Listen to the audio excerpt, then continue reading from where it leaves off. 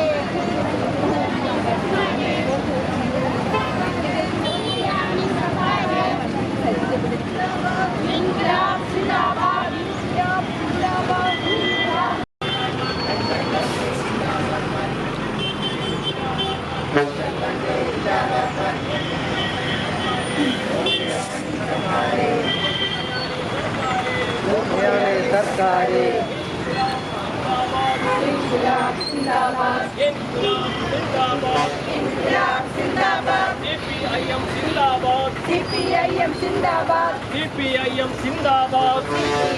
Zindabad. Rajana Pradhanam Zindabad. Rajana Pradhanam Zindabad.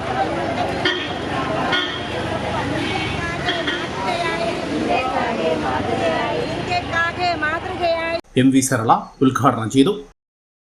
UDF-ന്റെ നേതൃത്വത്തിലുള്ള government ഈ കേരള സംസ്ഥാനം ഇന്നേ വരെ നേടിയിട്ടുള്ള നേട്ടങ്ങളെയെല്ലാം പുറകോട്ട് വലിക്കുന്ന സമീപനമാണ് സ്വീകരിച്ചുകൊണ്ടിരിക്കുന്നത്.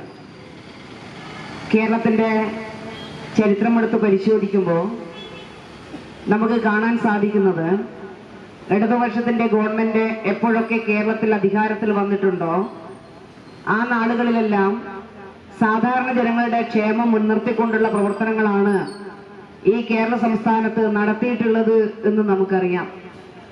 ഭൂമിയില്ലാത്തവർക്ക് ഭൂമി കൊടുക്കുന്ന കാര്യത്തിൽ, വീടില്ലാത്തവർക്ക് വീട് കൊടുക്കുന്ന കാര്യത്തിൽ, വിദ്യാഭ്യാസമില്ലാത്തവർക്ക് വിദ്യാഭ്യാസം കൊടുക്കുന്ന കാര്യത്തിൽ, അധികാര വികേന്ദ്രീകരണം നടത്തുന്ന കാര്യത്തിൽ, അങ്ങനെ ലോകത്തിന് തന്നെ ഒട്ടേറെ മാതൃകകൾ സൃഷ്ടിച്ചുകൊണ്ടാണ് കേരളത്തിലെ ഇടതുപക്ഷ ജനാധിപത്യ മുന്നണിയുടെ ഗവൺമെന്റ് ഭരണം നടത്തിയിട്ടുള്ളത്.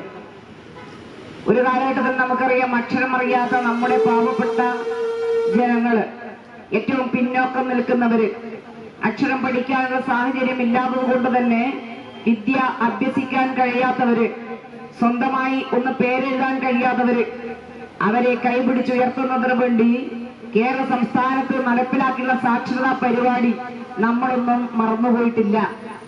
പ്രായം ചെന്ന നമ്മുടെ സഹോദരിമാര് PM സൗദാമിനി അധ്യക്ഷത വഹിച്ചു. PP Ashokan, PP Usman, V Vinod Kumar, M Sumesh, V Savitri തുടങ്ങിയവർ സംസാരിച്ചു. ഹൈവിഷൻ ന്യൂസ് ഇരട്ടി.